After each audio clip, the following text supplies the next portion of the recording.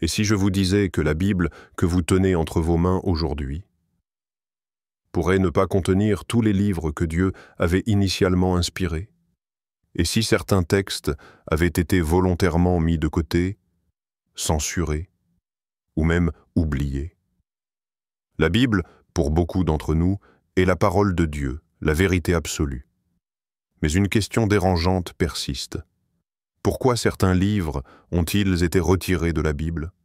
Qui a pris cette décision? Était-ce sous la direction de l'Esprit Saint ou sous pression politique et religieuse?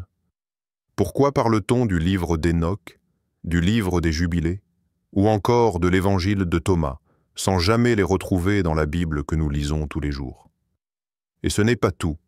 Certaines versions de la Bible comportent 66 livres, d'autres 73, d'autres encore incluent des textes que vous n'avez probablement jamais lus. Cette vidéo ne cherche pas à remettre en question votre foi, au contraire.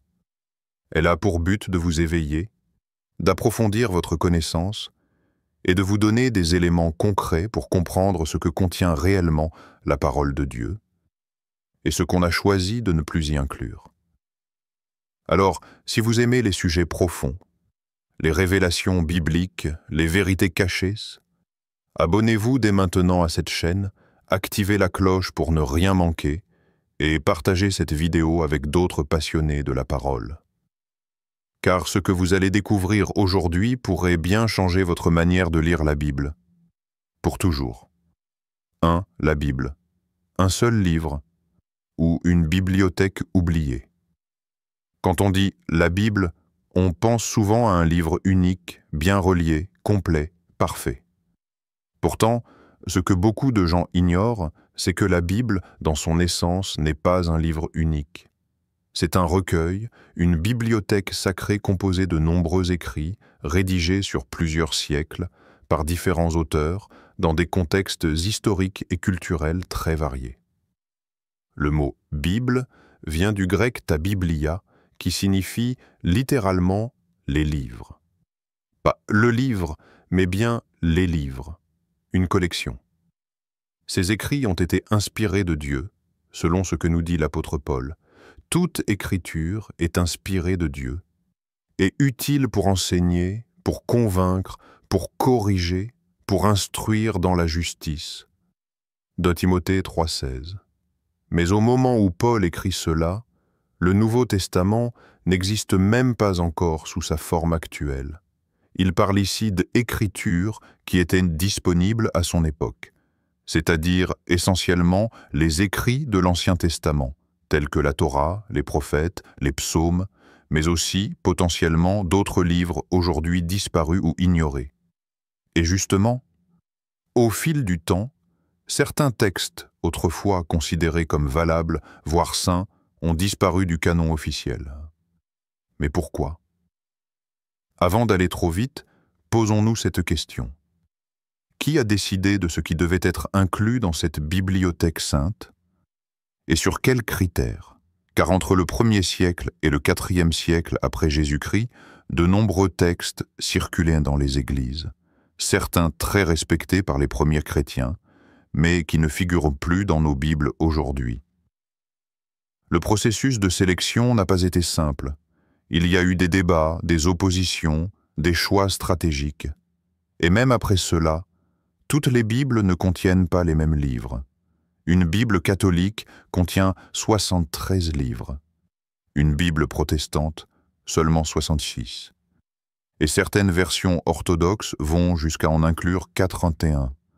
Alors, encore une fois, la Bible est-elle complète ou partielle? Avant de répondre, il faut revenir à l'origine, comprendre quels livres ont existé, quels livres ont été retirés, et surtout, pourquoi. C'est ce que nous allons explorer dans la prochaine section. 2.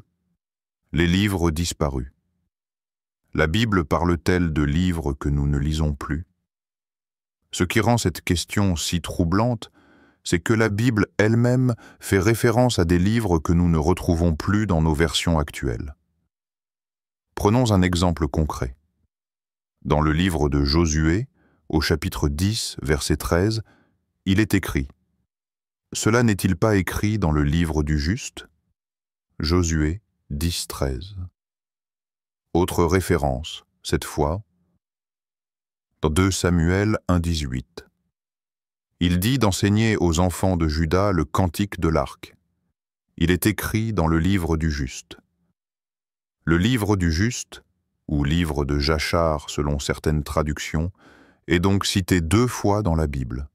Pourtant, ce livre ne se trouve dans aucune Bible moderne, qu'elle soit catholique, protestante ou orthodoxe. Où est-il passé? Pourquoi n'a-t-il pas été conservé dans le canon biblique? Et ce n'est pas un cas isolé. Voici quelques exemples de livres mentionnés dans la Bible, mais absents de nos traductions actuelles. Le livre des guerres de l'Éternel, cité dans Nombre 21, 14. Le livre des actes de Salomon, mentionné dans 1 Roi 11, 41.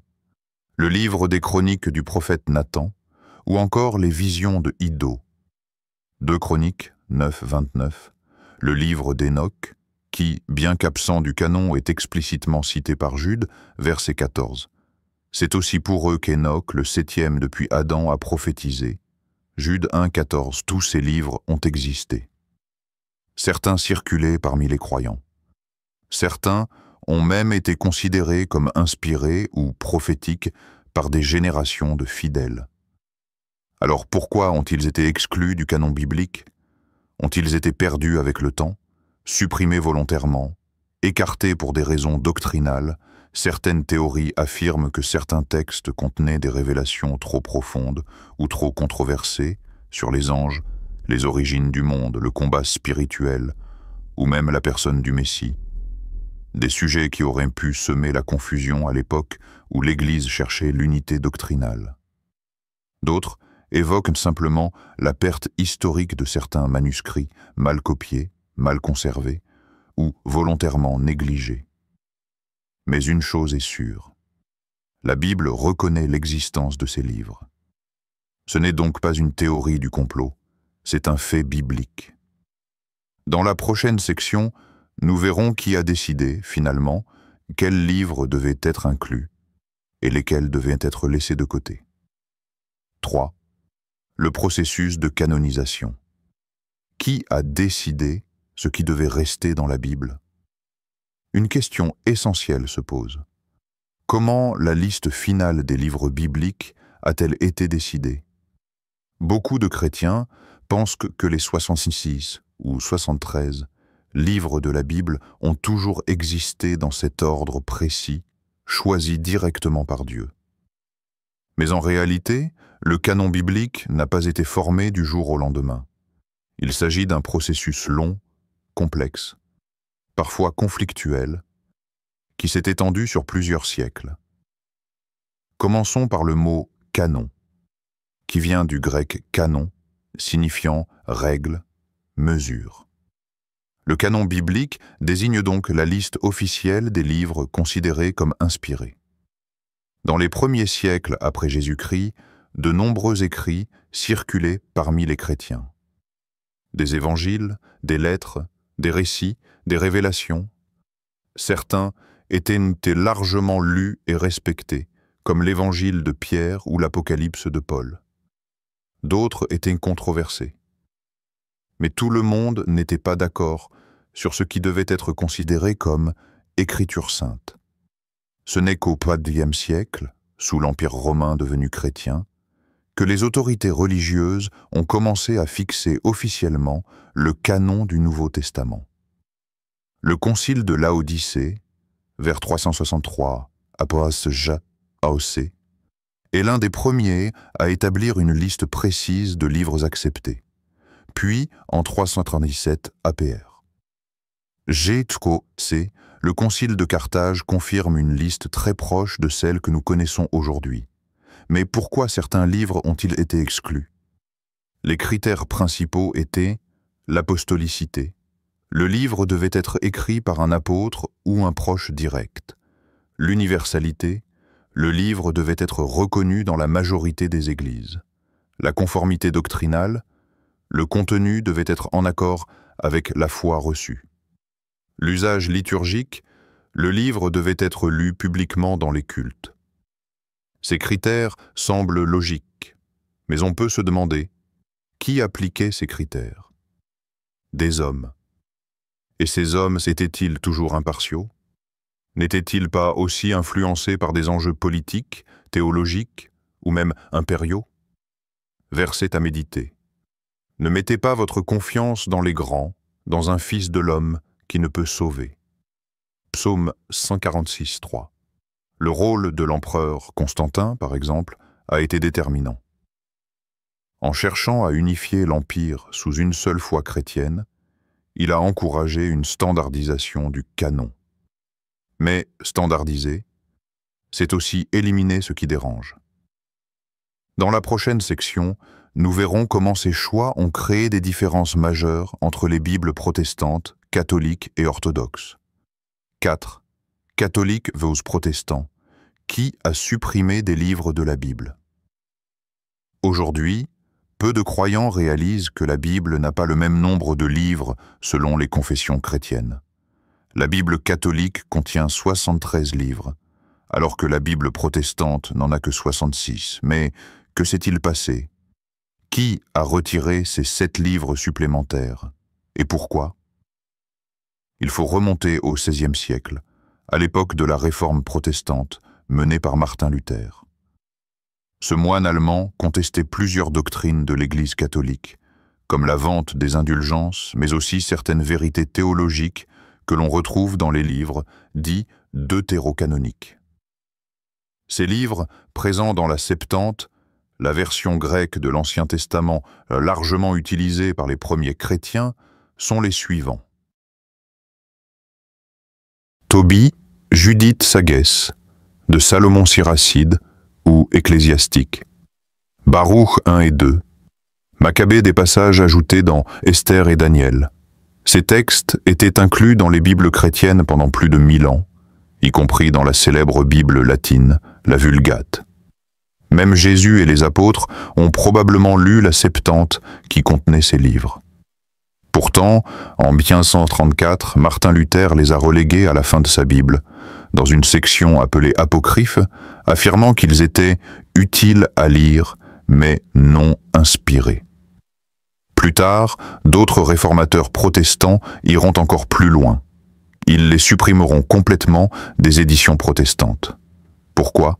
Principalement pour des raisons doctrinales. Par exemple, le livre de Tobie parle de la prière pour les morts. Tobie 12, une pratique rejetée par les protestants. Le livre de 2 Maccabées soutient la prière pour les défunts et l'intercession des saints. Le Siracide insiste sur les bonnes œuvres, en tension avec la doctrine de la foi seule, sola fide. Verset à considérer. Je le déclare à quiconque entend les paroles de la prophétie de ce livre. Si quelqu'un y ajoute, Dieu lui ajoutera les plaies. Et si quelqu'un en retranche, Dieu lui retranchera sa part. Apocalypse 22, 18-19. Ces paroles sont sérieuses. Elles nous rappellent que modifier la parole de Dieu n'est pas anodin. Alors, qui a vraiment supprimé des livres? La réponse peut surprendre. Ce n'est pas l'Église catholique qui en a ajouté. C'est la Réforme protestante qui en a retiré. Dans la prochaine section, nous aborderons une question encore plus sensible. Certains livres ont-ils été volontairement cachés pour protéger un pouvoir religieux? Section 5. Livres cachés. Pourquoi certains textes ont-ils été jugés dangereux? Et si certaines parties de la révélation divine avaient été volontairement mises de côté? Dans les premiers siècles du christianisme, des dizaines de textes circulaient dans les communautés chrétiennes. Évangiles, lettres, prophéties, récits visionnaires.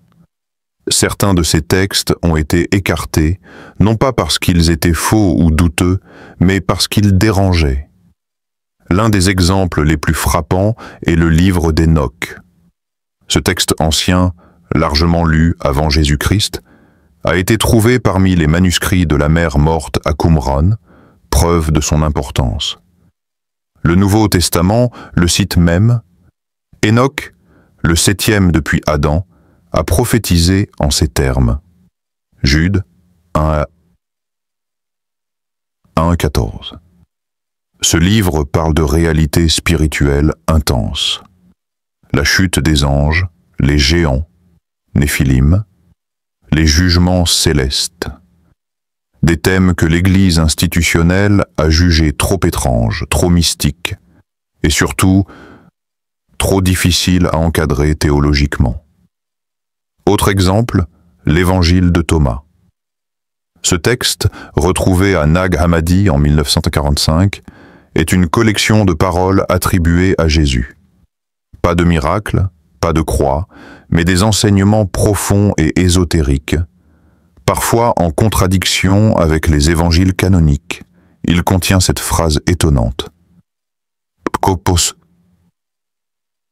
Le royaume est à l'intérieur de vous et autour de vous. Évangile de Thomas, Logion 3. Une parole qui rappelle Luc 17:21, mais qui peut être interprétée de manière très différente, notamment dans des courants gnostiques. Ce qui dérangeait l'Église n'était pas nécessairement l'authenticité historique de ces textes, mais leur potentiel à créer des divisions, à remettre en cause l'autorité ecclésiastique ou à ouvrir la porte à des interprétations individuelles de la foi. Car à mesure que l'Église se structure, notamment après Constantin, la stabilité doctrinale devient une priorité. Et pour cela, il faut un seul message, un seul canon, une seule doctrine. Certains textes étaient trop libres, trop mystiques, trop gnostiques, ou portaient un message qui donnait trop de pouvoir aux croyants individuels. Verset à méditer. Mon peuple est détruit parce qu'il lui manque la connaissance. Osée 4:6. Un hasard si beaucoup de ces livres ont disparu pendant plus de 1000 ans. Avant d'être redécouverts au XXe siècle, certains diront que c'est la Providence. D'autres y verront une tentative humaine de cacher des vérités dérangeantes. Dans la section suivante, nous parlerons du rôle des manuscrits anciens, comme ceux de Qumran dans la redécouverte de ces livres oubliés. 6. Les manuscrits de la mer morte. Quand les livres perdus refont surface, en 1947, dans une grotte près de la mer morte, un jeune berger bédouin fit une découverte qui allait bouleverser le monde biblique. Des jarres anciennes contenant des rouleaux de cuir et de papyrus. Ce sont les fameux manuscrits de la mer morte, également appelés les rouleaux de Qumran. En tout, plus de 900 manuscrits ont été retrouvés dans les grottes de Qumran entre 1547 et 1956. Datant d'environ 200 avant Jésus-Christ à 100 après Jésus-Christ, ils constituent la plus ancienne collection de textes bibliques et apocryphes jamais découvertes. Parmi ces manuscrits, on retrouve des copies très anciennes de livres bibliques, comme Ésaïe, Deutéronome, les psaumes, des textes apocryphes, comme le livre d'Enoch, le livre des Jubilés ou le testament des patriarques. Des textes inconnus, propres à la communauté de Qumran, qui offrent un éclairage unique sur la pensée spirituelle de l'époque. Mais ce qui a surpris le plus les chercheurs, c'est la présence massive de livres non inclus dans la Bible moderne, et pourtant respectés, copiés, étudiés avec soin. Pourquoi ces livres ont-ils disparu pendant plus de 1000 ans?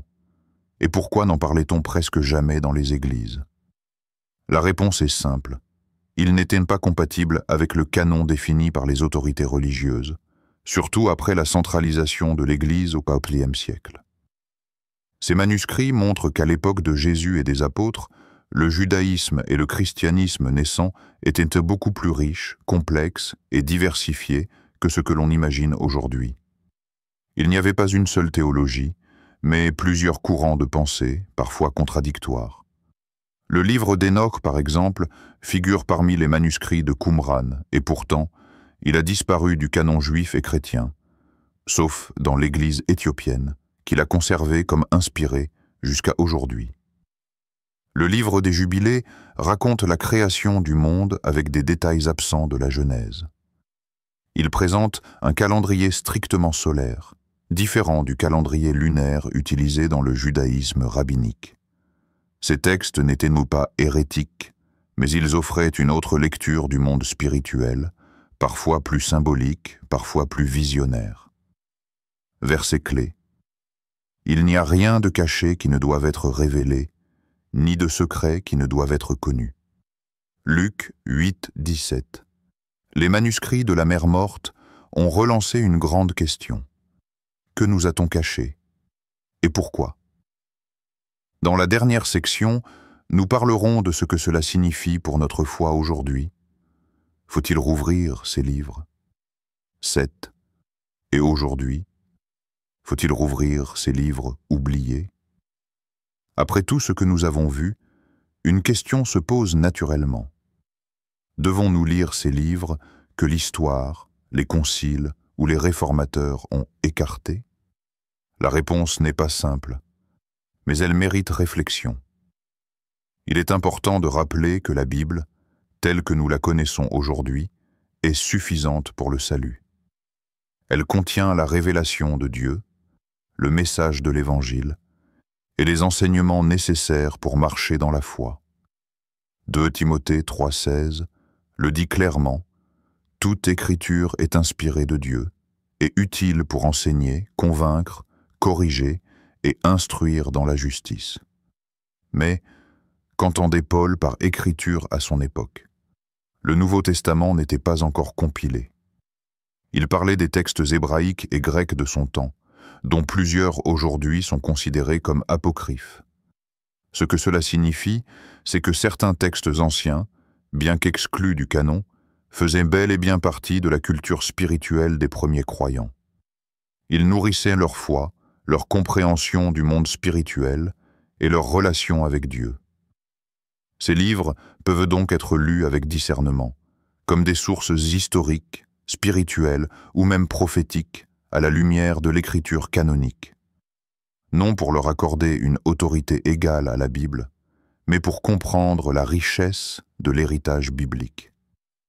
C'est comme un puzzle.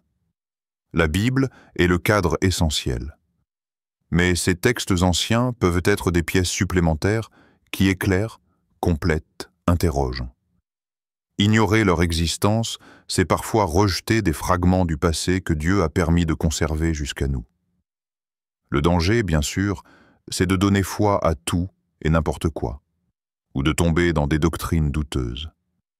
C'est pourquoi il faut étudier avec prudence, prière et ancrage dans les Écritures reconnues. Proverbe 25, 2 dit « La gloire de Dieu, c'est de cacher les choses. La gloire des rois, c'est de sonder les choses. » Et si Dieu avait laissé ces textes enfouis pendant des siècles, pour que cette génération les redécouvre? Finalement, ce n'est pas une question de curiosité historique, mais de quête spirituelle. Si vous avez soif de vérité, alors explorez, priez et cherchez avec un cœur humble. Alors, maintenant que tu sais tout cela, que vas-tu faire de ces vérités? Tu viens de découvrir qu'il existe des livres bibliques oubliés, écartés, parfois même cachés. Que des décisions humaines, influencées par des enjeux politiques, théologiques ou institutionnels, ont façonné la Bible telle qu'on la connaît aujourd'hui. Et surtout, que des textes précieux refont surface, comme un rappel que la parole de Dieu est plus vaste que ce que l'on croyait. Mais attention, ceci n'est pas une invitation à rejeter la Bible, au contraire. C'est un appel à la creuser davantage, à chercher Dieu avec plus de profondeur, plus de discernement, plus de maturité. Dieu n'a pas peur des questions. Il honore ceux qui le cherchent avec un cœur sincère. Comme il est écrit, « Vous me chercherez et vous me trouverez, si vous me cherchez de tout votre cœur. » Jérémie 29, 13. Alors si ce contenu t'a éclairé, interpellé ou simplement donné soif d'aller plus loin, abonne-toi à cette chaîne. Parce que nous allons continuer à explorer les zones d'ombre de l'histoire biblique, les textes méconnus, les vérités oubliées, toujours avec respect, profondeur et ancrage dans la parole. Active la cloche pour ne rien rater. Laisse un commentaire si tu as des questions ou un témoignage à partager. Et surtout, partage cette vidéo à quelqu'un qui mérite aussi de savoir. Ce n'est pas la fin, c'est peut-être le début d'un nouveau regard sur ta foi.